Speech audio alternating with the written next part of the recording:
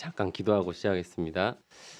하나님 아버지, 이 시간 2022년 한 해를 시작할 때 신년 수양회를 통해 말씀을 주시고 이 시간 방향 잡게 하시니 감사합니다. 성령께서 저희 각 사람 한 사람 한 사람을 붙들어 주시고 이 생명의 말씀이 이 레마의 음성으로 저희 각 심령에 심겨질 수 있기를 간절히 기도합니다. 감사드리며 예수님의 이름으로 기도드렸습니다. 아멘. 해피 뉴 이어. 예, 옆 사람하고 한번 인사해 보겠습니다. 예, 아, 네, 이제 재미없죠, 이거는. 제 인사법을 하나 가르쳐 드리겠습니다. 뭔 좋은 일 있으려고. 한번 해보세요. 옆 사람하고. 뭔 좋은 일 있으려고. 미리 축하드립니다. 다시 한번, 뭔 좋은 일 있으려고. 미리 축하드립니다. 근데 이게 말을 잘해야 돼요, 이거. 잘못 말하면은 이제 관계에 깨어짐이 있을 수가 있습니다. 그래서 이제 우리가 올 한 해는 믿음의 말을 하는 한 해가 되기를 기도합니다. 내가 이 복음을 위하여 세우심을 입었노라. 코로나19가 우리 삶에 들어온 지 이제 만 2년이 되어 갑니다. 그동안 참 많은 것이 변했습니다. 이제는 비대면이 제법 익숙해졌습니다. 우리 모임도 이 비대면에 적응해 예배와 말씀 공부, 또 수양회와 소호관 모임 등을 비교적 원활하게 이루고 있습니다. 그러나 코로나 기간이 길어지면서 여러 어려움들이 나타나고 있는 것도 사실입니다. 세상과 잠시 떨어져 예수님을 뜨겁게 만났던 고창 선운산 수양회를 언제 다시 이룰 수 있을지 모르겠습니다. 작게는 매주 요회 모임에도 이 사회적 거리 두기로 인해 제약이 따릅니다. 또 온라인 예배가 보편화되면서 교회 모임에 대해 절대성을 강조하기가 어려워졌습니다. 요사이는 현장 예배에 참여할 수 있는 환경이 되었는데도 잘 오지 않습니다. 그리고 많은 분들이 경제적 어려움을 겪고 있고 취업도 어려워졌습니다. 우리 목자님들은 이런 악조건 속에서도 작년 2021년 한 해 복음 역사를 충성되게 섬겨왔습니다. 그러나 장기화되는 여러 도전 앞에 위축되어 방향을 잃고 헤매이기도 쉬운 때입니다. 우리가 이번 신년 수양회를 통해 이 시대를 섬길 만한 스피릿을 덧입고 분명한 방향성을 가지고 목자 생활할 수 있기를 기도합니다. 파트 1. 하나님의 은사를 다시 부릴 듯하게 하라. 1절로 7절 말씀입니다. 오늘 살펴볼 디모데 후서는 바울 서신 13편 중 마지막 편지로 그가 2차 투옥되었을 때 디모데에게 쓴 유언과도 같은 편지입니다. 1, 2절을 보십시오. 하나님의 뜻으로 말미암아 그리스도 예수 안에 있는 생명의 약속대로 그리스도 예수의 사도된 바울은 사랑하는 아들 디모데에게 편지하노니 하나님 아버지와 그리스도 예수 우리 주께로부터 은혜와 긍휼과 평강이 내게 있을지어다. 사도 바울은 그의 다른 편지에서처럼 하나님의 뜻으로 말미암아 사도가 된 자로 자신을 소개하며 이 편지를 시작합니다. 그런데 다른 편지에서는 볼 수 없는 문구가 있습니다. 그리스도 예수 안에 있는 생명의 약속대로. 사도 바울이 지금 생명을 말하는 이유는 그가 곧 순교할 것을 알았기 때문입니다. 그러나 그는 후회나 절망에 빠지지 않았습니다. 대신 그리스도 예수 안에 있는 생명의 약속을 굳게 붙들었습니다.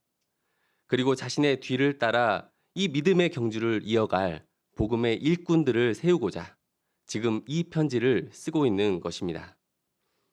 이 편지의 수신자는 그의 사랑하는 아들이자 영적 후계자인 디모데입니다.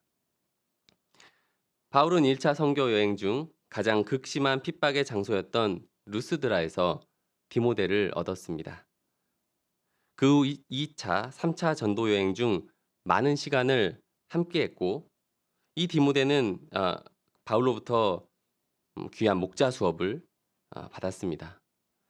바울은 이런 디모데를 가르쳐 믿음 안에서 참 아들 된 디모데라고 하였습니다. 3절 이하부터는 디모데를 향한 감사와 권면의 말씀입니다. 3절을 보면 바울은 그 어두컴컴한 감옥에서도 밤낮 쉬지 않고 교회와 양들을 위해 기도했음을 알 수 있습니다. 그리고 그의 기도 생활 중심에 디모데가 있었습니다. 바울은 디모데를 생각하고 기도할 때마다 하나님께 감사했습니다. 그 이유가 무엇입니까? 먼저 디모데의 눈물 때문입니다. 4절입니다.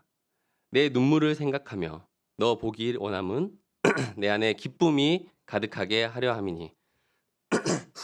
바울이 디모데를 떠올릴 때 가장 먼저 생각나는 것은 그의 눈물이었습니다.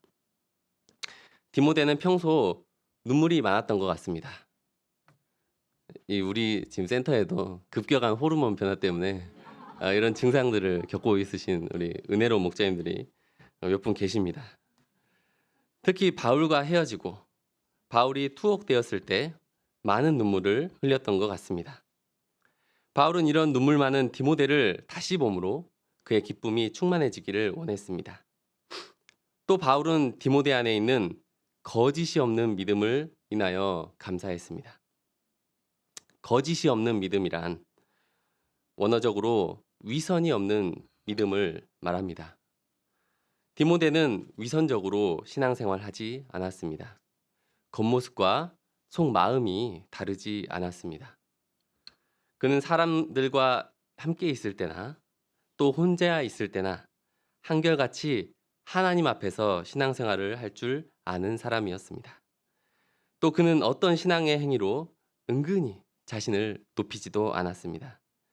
그는 순수하게 하나님 한 분만을 바라보며 섬기는 이 순수미가 넘치는 청년이었습니다. 바울이 정말 매력적인데 우리 산부에 어떤 이 순수미를 가진 분이 누가 있을까 생각을 해봤습니다. 저는 이제 홍성찬 목자님이 이 눈물과 순수미를 경비한 매력적인 형제라고 생각하는데요.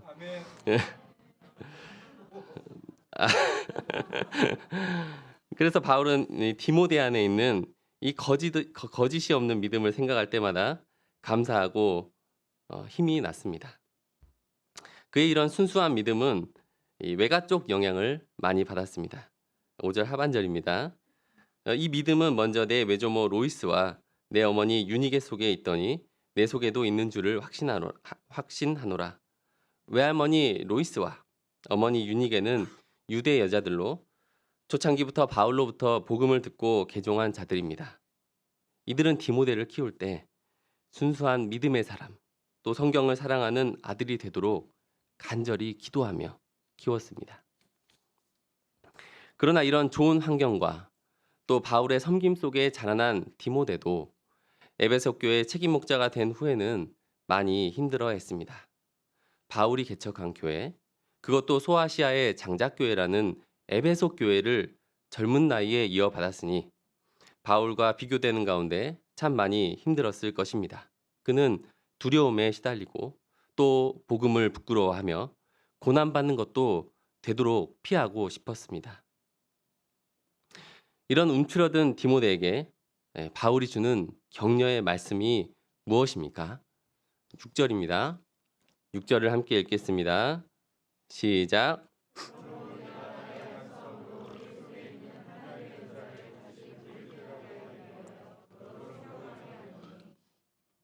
바울은 먼저 디모데 속에 있는 하나님의 은사를 다시 부릿듯하게 하라고 합니다.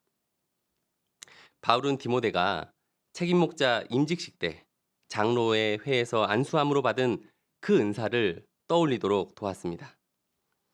이 은사를 학자들은 보통 책임 목자로서 갖추어야 할 말씀을 연구하고 가르치며 선포하는 은사, 또 교회의 치리와 행정에 관한 모든 은사를 포함한다고 보고 있습니다. 하나님께서는 직분자에게 사명을 맡기실 때 반드시 그것을 감당할 수 있는 은사도 함께 주십니다.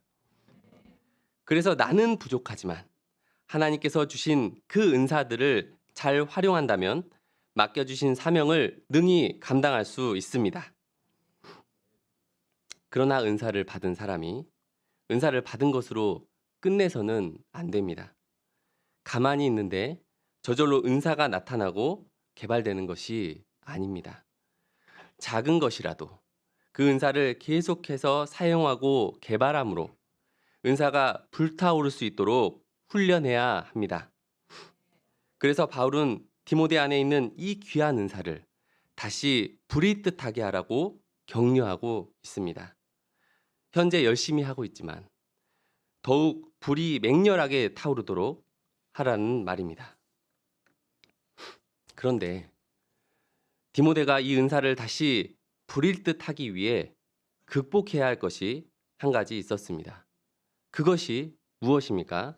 7절도 함께 읽어보겠습니다. 시작.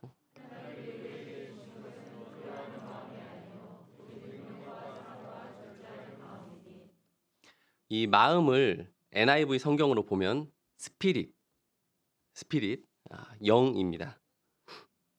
두려움은 저절로 생기는 감정이 아니라 사탄이 심는 것입니다. 그런데 지금 디모데는 소심함을 넘어 많이 두려워하고 있음을 알 수 있습니다.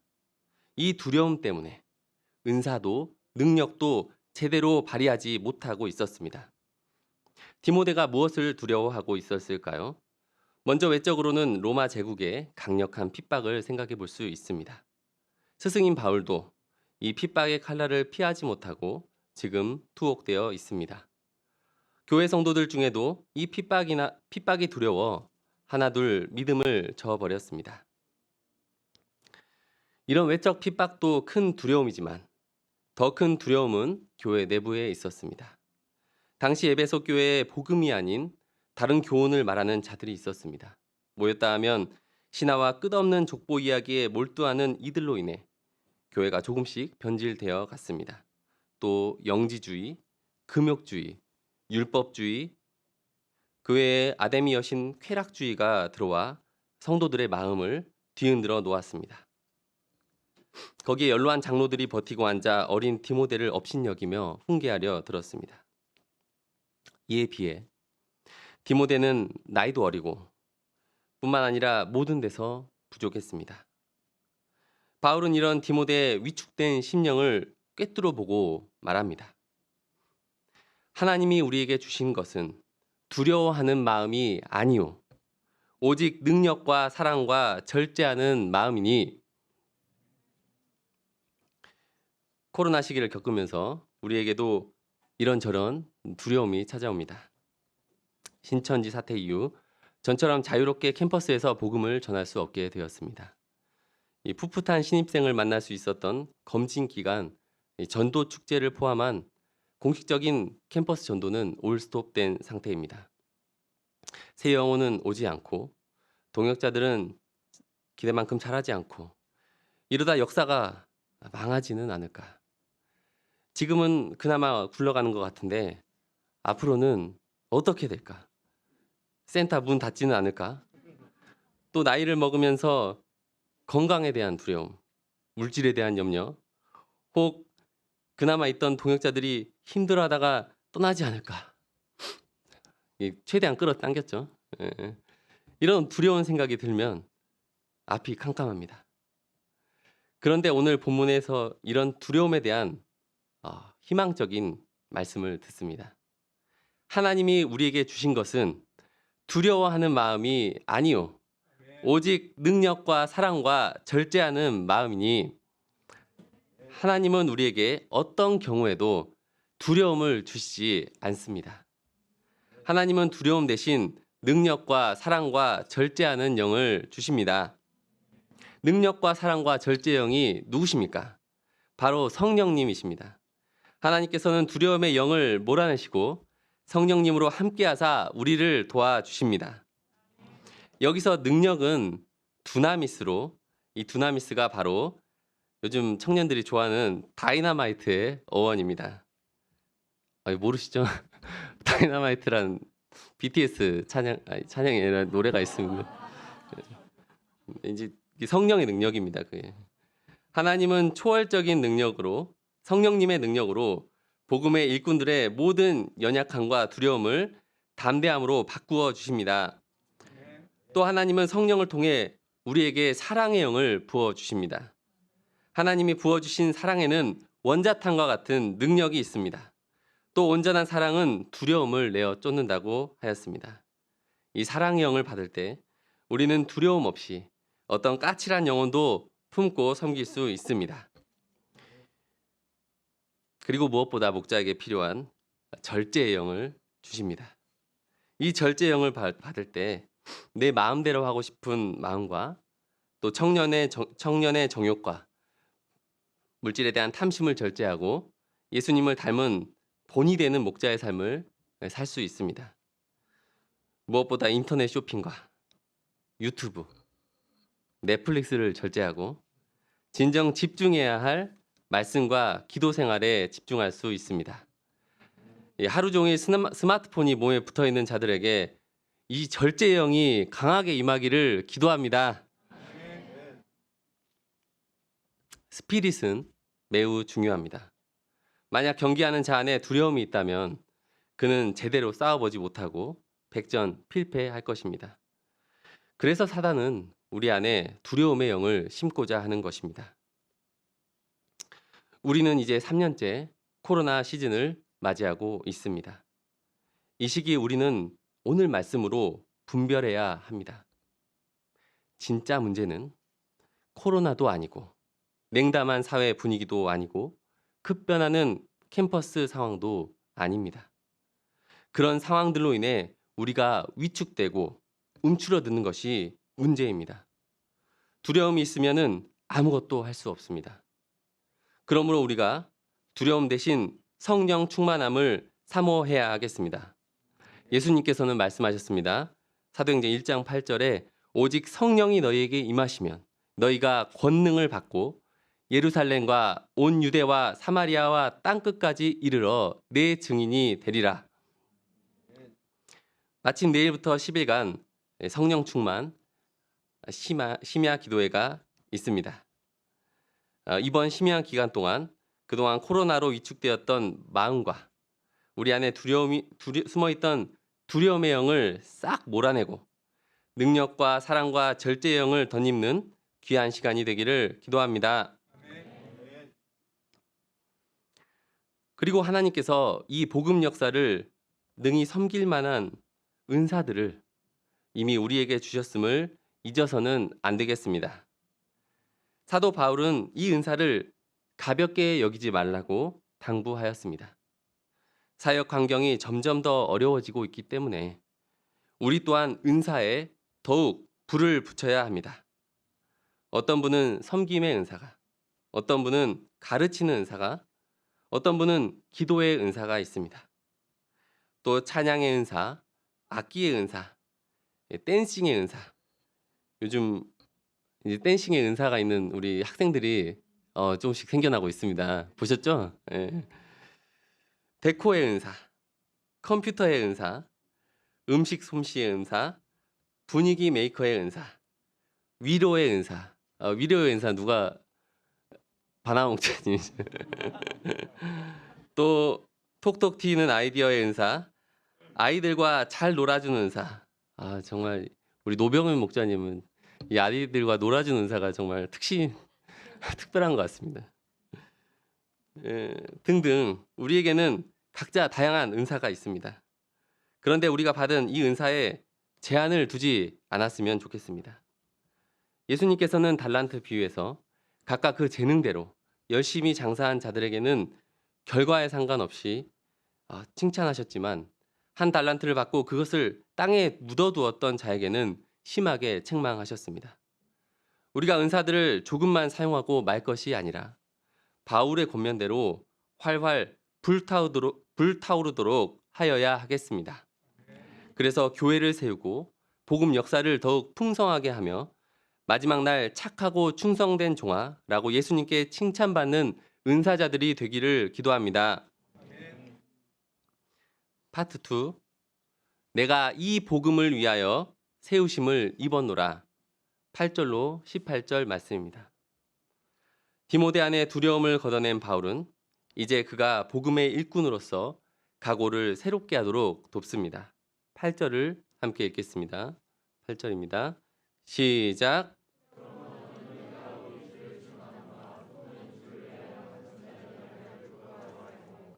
오직 하나님의 능력을 따라 복음과 함께 고난을 받으라.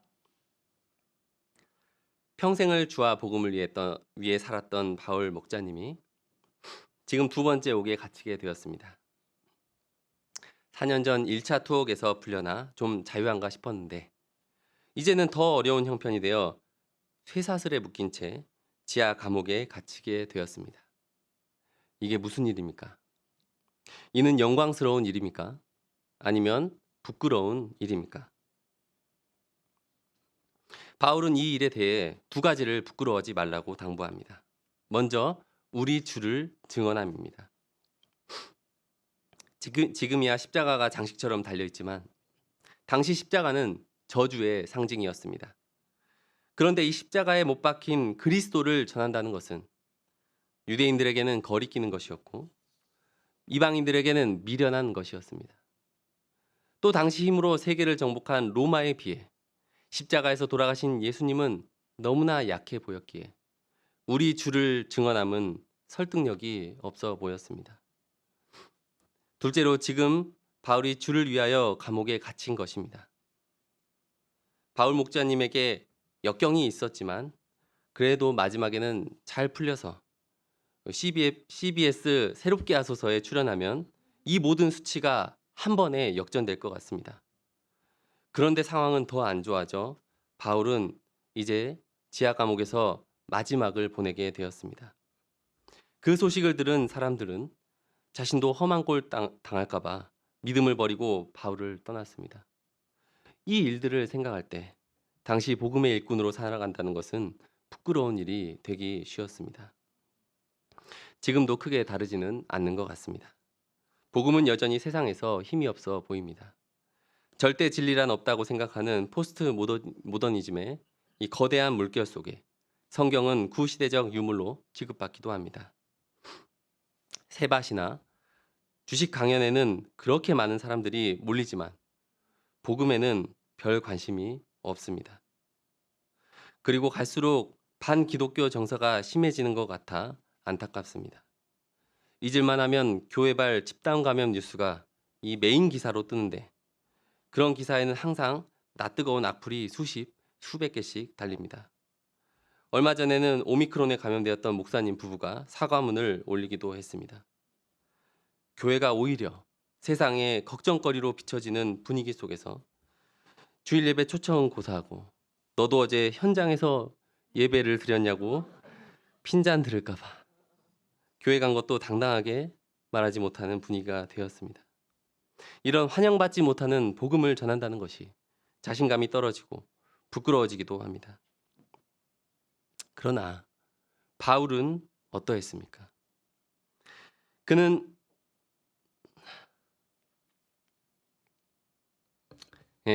자신이 옥에 갇힌 것을 억울해하거나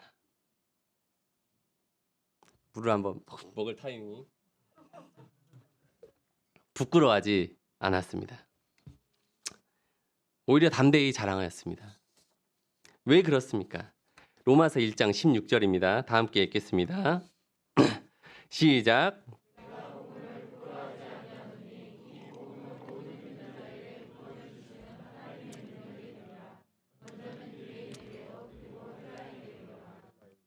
우리가 증거하는 이 복음에는 모든 믿는 자에게 구원을 주시는 하나님의 능력이 있기 때문에 자랑입니다. 그것도 매우 큰 자랑입니다.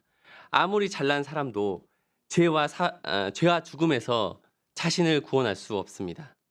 우리는 눈에 보이는 것만 보고 판단해서는 안 됩니다. OECD 자살률 1위, 행복지수 최하위권, 어린이 웰빙 순위. 찾아보니까 어린이 웰빙 순위가 있는데 몇일 것 같습니까? 꼴찌입니다. 우리 서준이 민준이 어린이 웰빙 순위 최하위, 노인 빈곤율 OECD 평균 3배 등 오늘날 사람들은 저마다 아픔으로 이 고통하고 있습니다. 헬 조선이라는 단어가 말해주듯 더 이상 내일의 유토피아를 꿈꾸는 사람은 거의 없습니다. 그런 그들에게 복음은 아무런 의미 없는 얘기가 아니라 유일한 빛이요 희망입니다. 복음에는 죄로 죽어가는 그 영혼들을 구원할 능력이 있습니다.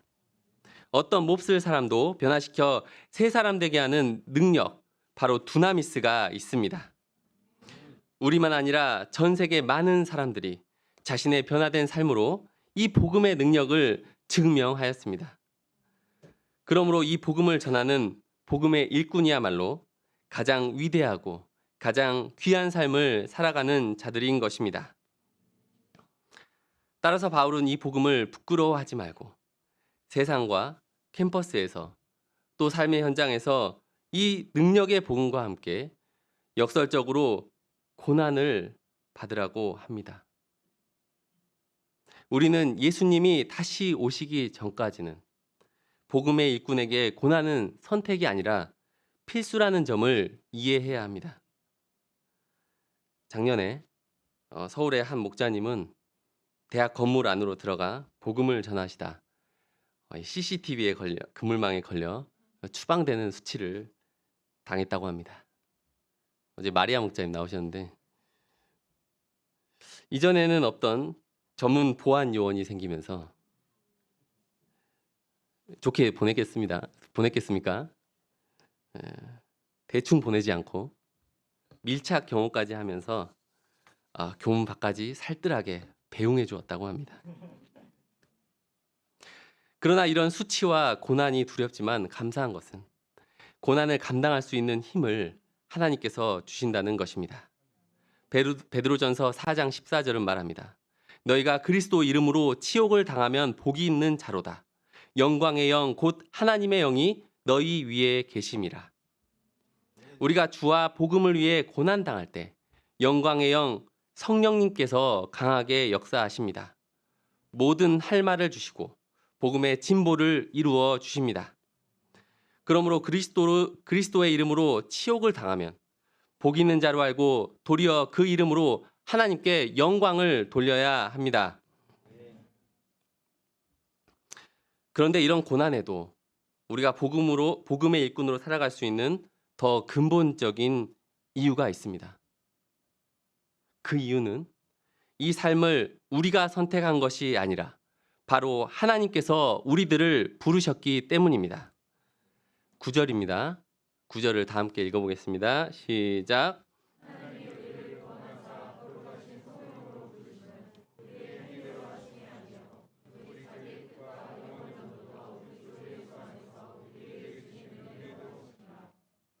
하나님께서는 우리를 구원하시고 거기서 끝내지 않으십니다. 거룩하신 소명, 홀리 콜링, 홀리 라이프로 우리를 부르십니다. 사도 바울은 지금 그가 겪고 있는 고난을 이 거룩한 소명에 합당한 삶으로 여겼습니다. 죄의 종노릇하며 아무런 소망 없던 우리들을 구원해 주실 뿐만 아니라 이제는 거룩한 소명으로 부르셨다는 것은 큰 은혜가 아닐 수 없습니다. 그런데 이는 내가 다른 사람들보다 조금 더 괜찮아서 하나님이 나를 부르신 것이 아닙니다. 거룩하신 하나님 앞에 자신의 능력으로 이 부르심을 입을 수 있는 사람은 세상에 단 한 명도 없습니다. 우리의 부르심은 우리의 어떠함에 관계없이 전적으로 하나님의 뜻과 은혜로 결정된 것입니다.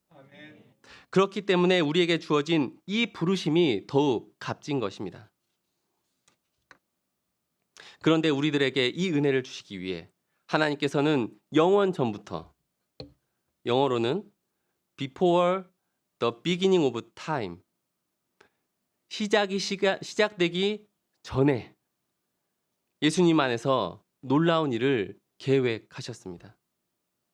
그리고 드디어 예수님께서 이 땅에 오심으로 말미암아 나타나게 되었습니다. 첫사람 아담부터 예수님이 오시기까지 무려 4,000년이 걸렸습니다. 이게 우리가 전하는 복음의 스케일입니다. 10절입니다. 이제는 우리 구주 그리스도 예수의 나타나심으로 말미암아 나타났으니 그는 사망을 패하시고 복음으로써 생명과 썩지 아니할 것을 드러내신지라. 예수님께서 시간을 뚫고 이 땅에 오셔서 무엇을 하셨습니까? 마침내 십자가로 죽음을 패하셨습니다. 예수님께서 오셔서 세상의 패러다임이 바뀌었습니다. 모두가 영생을 원했지만 그 어느 누구도 영생을 얻을 수는 없었습니다. 그러나 예수님께서 나타나셔서 죽음을 패하시고 복음을 통해 썩지 않는 영원한 생명을 드러내셨습니다. 이 복음이 위대한 이유는 하나님께서 영원 전부터 계획하셨으며 그의 아들 예수 그리스도를 십자가로 완성하셨기 때문입니다. 사도 바울은 이 생명의 복음, 이 위대한 복음을 생각할 때마다 너무나 감격스러웠습니다. 그리고 복음의 비방자요, 박해자였던 자신을 부르셔서 180도 다른 삶 살게 하신 하나님의 그 부르심의 은혜를 생각할 때 언제나 감격이 올라왔습니다. 그래서 이 복음을 위한 선포자와 사도와 교사로 세움을 입은 것을 너무나 자랑스러워하며 외칩니다. 요절인 11절을 함께 읽겠습니다. 11절입니다. 시작. 내가 이 복음을 위하여 선포자와 사도와 교사로 세우심을 입었노라. 첫 번째로 하나님께서는 사도 바울을 선포자로 세우셨습니다. 선포자는 듣든지 안 듣든지 안 들어도 괜찮습니다. 상관없이 복음을 알리고 선포하는 사람입니다. 선포자는 세상에서 꿀먹은 벙어리처럼 잠잠하면 절대로 안 됩니다. 기회가 닿는 대로 만나는 사람들 마음속에 또 그 생각에 복음의 씨를 열심히 뿌려야 합니다. 두 번째로 사도로 세우셨습니다. 사도란 세상으로 파송되어 복음을 전하는 사람입니다. 사도는 하나님의 카이로스의 시간에 복음이 꼭 필요한 자들에게 찾아가 생명의 복음을 전달할 수 있어야 합니다. 그러므로 깨어 있어야 합니다. 저 사람을 위해 나를 이곳에 보내셨음을 인식하고 기도하며 복음을 전해야 합니다. 세 번째로 교사로 세우셨습니다. 교사란 성경 선생으로 복음을 조근조근 설명하고 가르치는 사람을 말합니다. 신약과 구약을 잘 조리해서 양들이 이 영의 말씀으로 성장하도록 먹이고 또 먹여야 합니다. 복음은 이런 선포자와 사도와 교사를 통해 널리 전파되고 퍼져 나갑니다. 이들을 통해 죄의 종노릇하며 사망의 그늘에 앉아있던 영혼들이 하나님께로 돌아와 구원을 얻고 새 인생을 살아가게 됩니다. 세우심을 입었노라. 이 구절의 원문은 과거 수동형입니다. 영어 성경은 대부분 was appointed, 임명하셨다로 번역했습니다. 누가 세우시고 누가 임명하신 것입니까? 임명장 있습니까? 하나님께서 뜻하신 가운데 영원 전부터 사도 바울을 부르셔서 세우시고 임명하셨습니다. 동일하게 이 하나님께서 우리들을 부르셔서 이 시대에 복음의 선포자요, 사도요, 교사로 세우시고 임명하셨습니다. 우리는 어쩌다가 그때 목자님을 만나서 아니면 누군가의 필요에 의해 급조된 일꾼이 아닙니다. 하나님께서 창세전에 계획하셔서 우리를 지금 여기 이곳 UBF 공동체로 부르시고 캠퍼스 목자로 임명하셨습니다. 우리가 이 은혜의 부르심에 화답하는 마음으로 다시 한번 11절을 큰 소리로 읽어보겠습니다. 시작. 내가 이 복음을 위하여 선포자와 사도와 교사로 세우심을 입었노라. 우리가 언제 어디서든지 또 때로는 마음에 어려움이 있을지라도 영원 전부터 계획하신 이 부르심을 기억하고 확신과 자부심을 가지고 살아갈 수 있기를 기도합니다. 바울은 이 부르심에 대한 확실한 믿음이 있었기에 사도의 직분에 따르는 고난을 받되 부끄러워하지 않았습니다. 12절을 보십시오. 이로 말미암아 내가 또 이 고난을 받되 부끄러워하지 아니함은 내가 믿는 자를 알고 또한 내가 의탁한 것을 그날까지 그가 능히 지키실 줄 확신함이라. 죄악된 우리 인간도 이 누군가를 부를 때 그 사람을 책임져 줄 생각으로 부릅니다.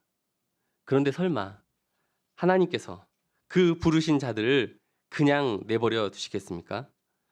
바울은 자신이 믿는 하나님을 알았습니다. 또 그 하나님께서 자신이 의탁한 것, 곧 자신의 사역과 생명을 주 예수의 그리스도의 날까지 지키실 줄 확신하였습니다. 바울은 이 믿음이 있었기에 복음을 위한 고난도 적극적으로 받았습니다. 여기서 고난을 받때는 현재 능동형입니다.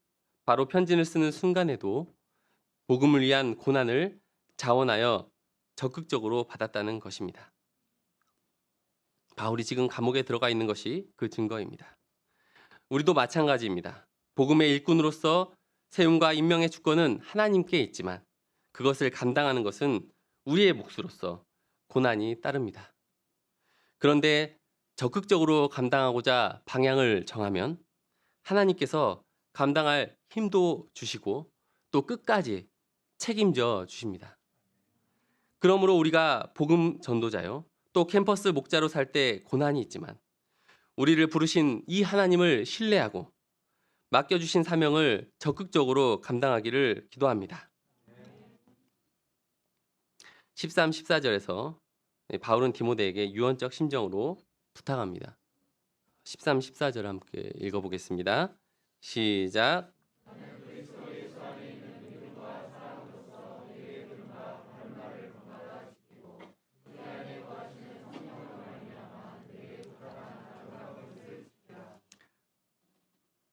지키고 지키라.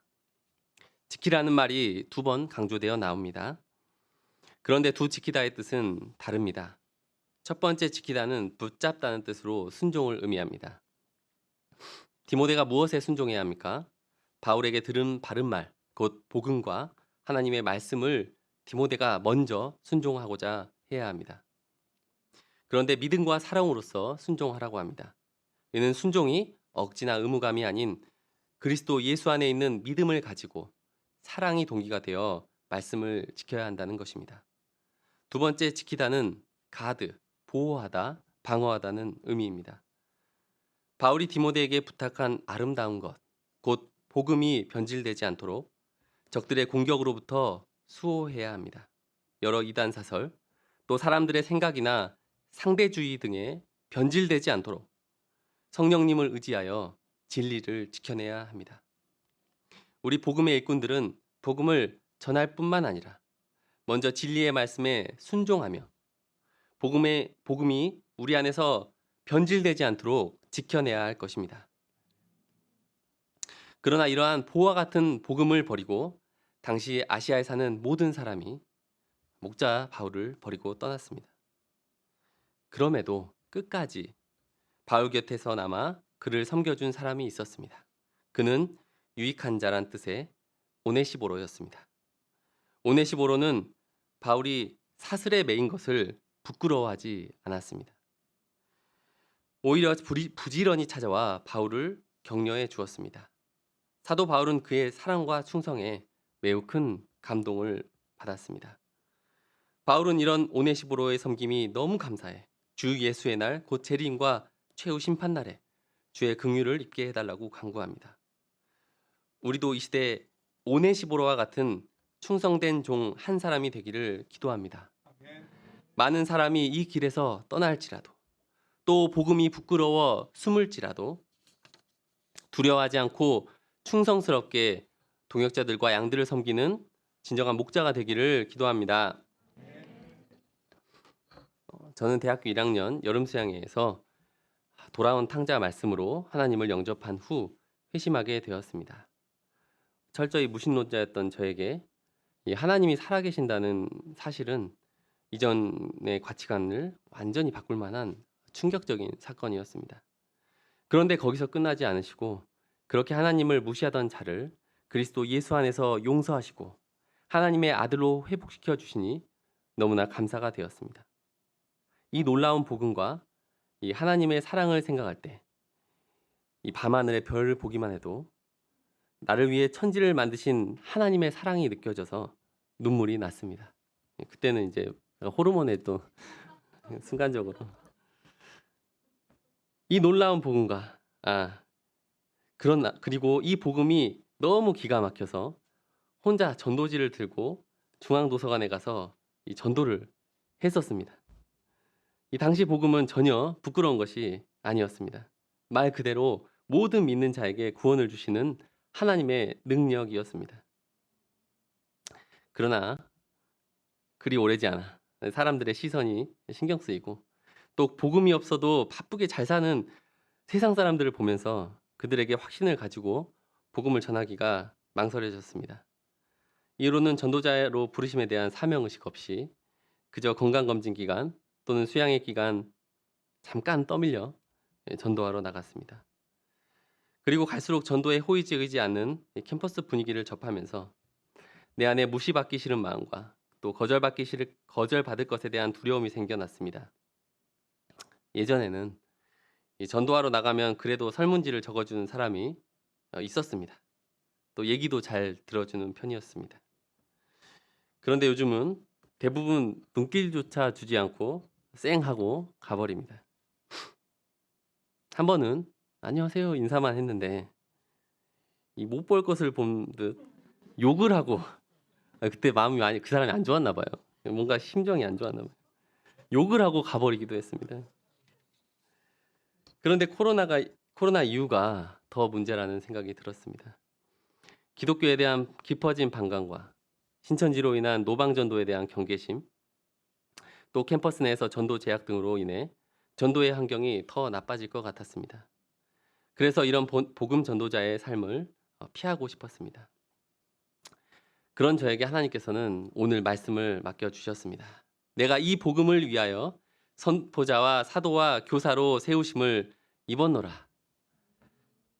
하필 이 코로나 시대에 선포자와 사도와 교사로 세우셨다니 굉장히 부담스러웠습니다.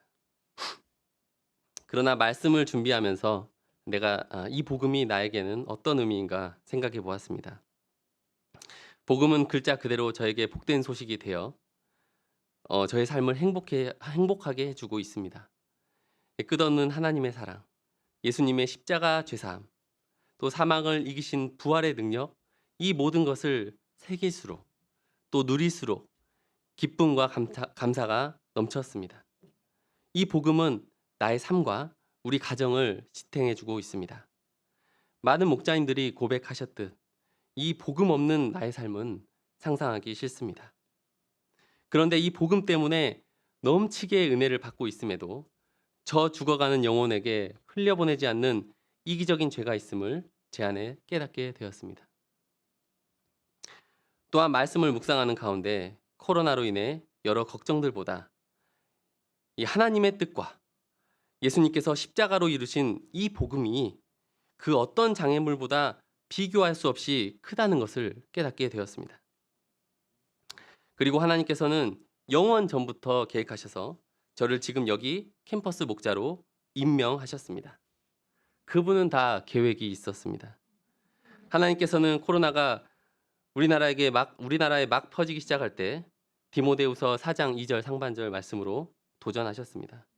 너는 말씀을 전파하라. 때를 어떤지 못 어떤지 항상 힘쓰라.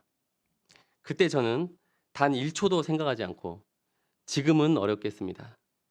라고 대답했습니다. 캠퍼스 문이 닫혔는데 어떻게 캠퍼스 사역이 가능하겠냐고 아예 듣지도 않았습니다.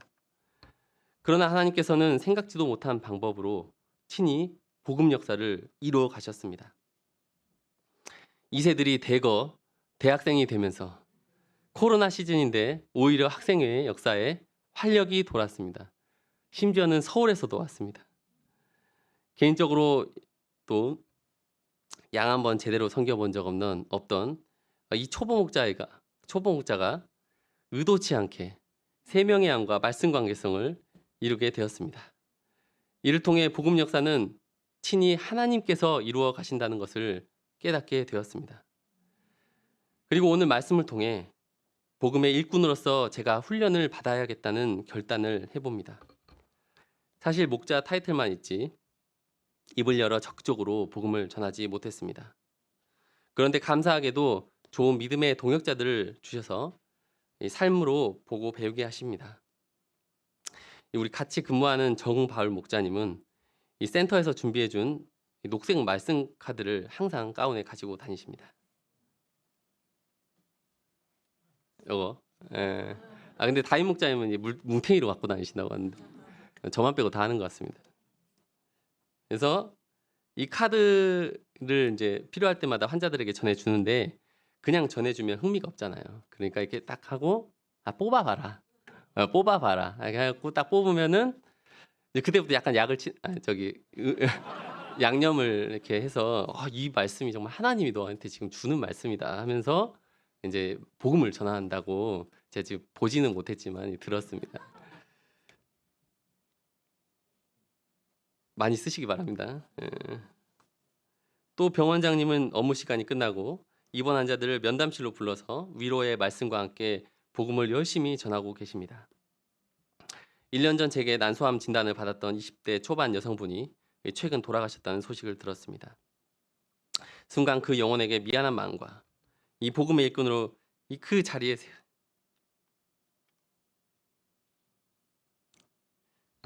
세우셨는데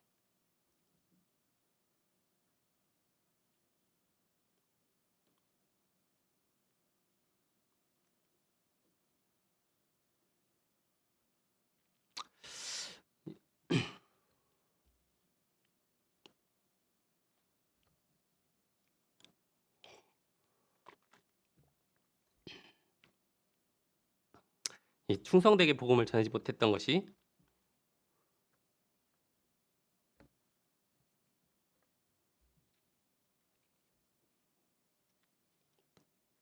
아쉬웠습니다. 제가 언제 어디서든 누구를 만나든 이 생명의 복음을 부끄러워하지 말고 주저하지 말고 증거해야 하겠습니다.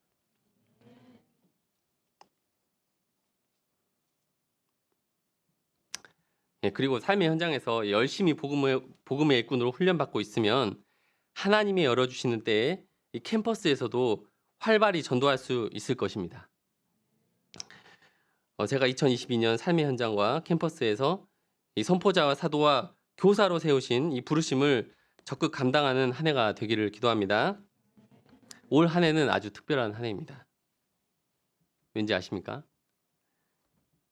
20학번, 21학번, 22학번, 새학번 새내기들이 한꺼번에 몰려오는 해입니다.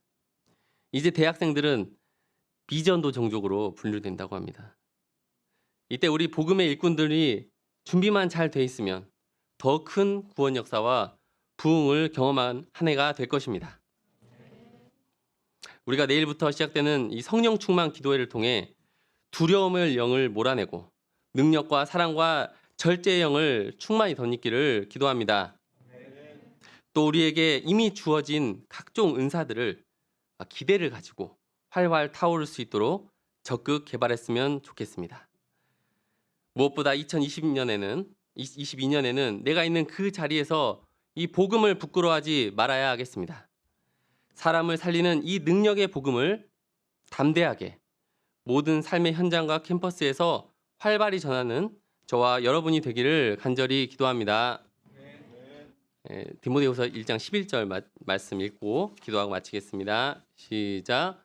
내가 이 복음을 위하여 선포자와 사도와 교사로 세우심을 입었노라. 하나님 아버지, 저희 죄인들을 구원하실 뿐만 아니라 이 귀한 복음의 일꾼으로 삼아 주셔서 감사를 드립니다. 하나님 아버지, 이 생명을 살리는 복음을 저희가 삶에서 캠퍼스에서 부끄러워하지 않겠습니다. 자랑하겠습니다. 삶의 현장에서 선포자와 사도와 교사로 살기 원합니다. 주님, 저희와 함께하여 주셔서 능력과 사랑과 절제의 영을 주시옵소서. 감사하며 예수님의 이름으로 기도하였습니다. 아멘.